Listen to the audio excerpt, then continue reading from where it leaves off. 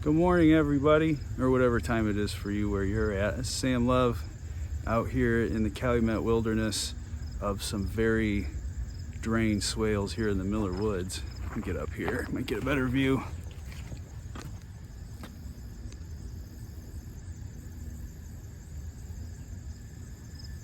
And it's about the lowest I think I've ever seen it.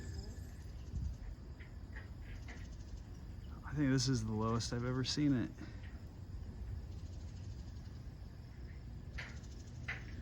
And a little trail made by the beavers out to their lodge out there. We don't want to say damn in front of the kids. They'll start snickering too much.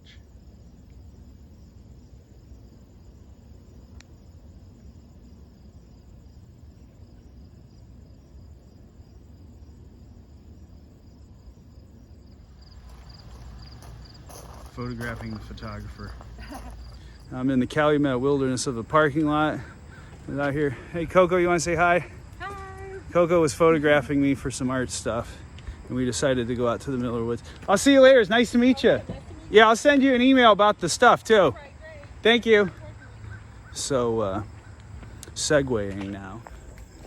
Yeah, so I first got the idea of the Calumet Wilderness a couple of years ago when I learned that you could walk around most of the Miller neighborhood on trails like what I'm doing right now.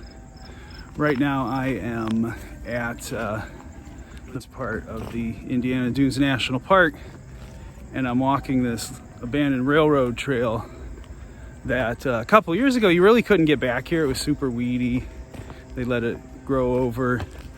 And then it took you to Grand, where there was this bridge, but it was closed off. You couldn't, I mean, you could. People ripped the barrier open and did that anyway, but now it's all open. People use it.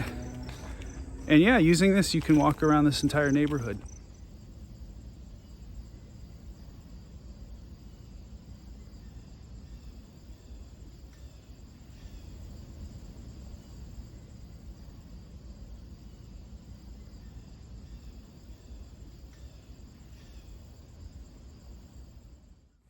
Now it's getting super buggy out here. I was fine till now, so bear with me. But yeah, I was realizing, you know, if you could do a walk like that here, can you do that anywhere else? You know, instead of going to a nature preserve or a park or something like that, a place with a name and a parking lot, could you just start walking, you know, and cross these different ecosystems and connect these different parcels? And if you modify some of the rules, you could do that.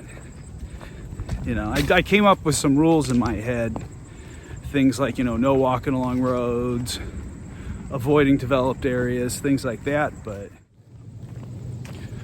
so yeah, after that I just started walking. You know, where else could I do this? And lo and behold, over that late fall, winter, and into spring, I did about 100 miles of walking total through these different natural areas of the Calumet region. You know, what I ended up really coming to see was like, you know, we start with this wilderness and we import this development on top of it. Well, the wilderness escaped some of that, little fringe areas, but they're still there, their imprint's still there. And, you know, fuck the rules.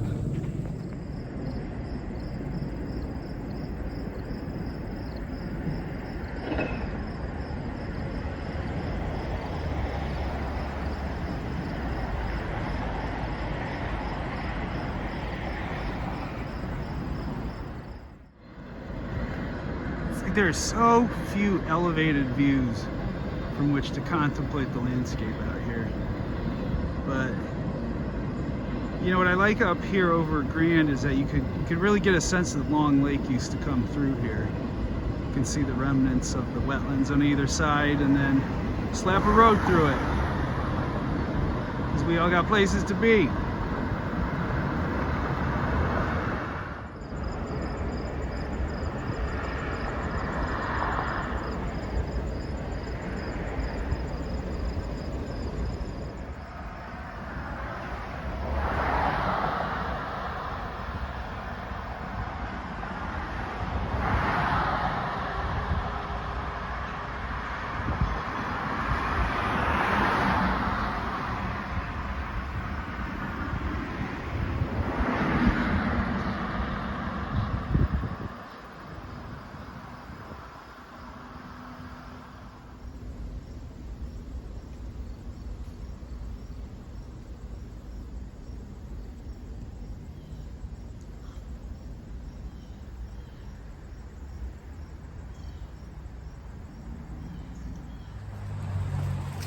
I suppose it's an odd thing to think of a wilderness where you can hear cars and trains and, see things, but, there's also an etymological sense, right? Wilderness, where the wild deer live, and there are certainly plenty out here.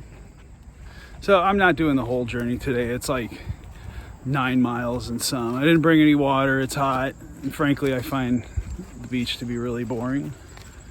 So just a little bit on the south end here, but you can rest assured I will be back with more adventures in the Calumet Wilderness. Have a good one. Take care.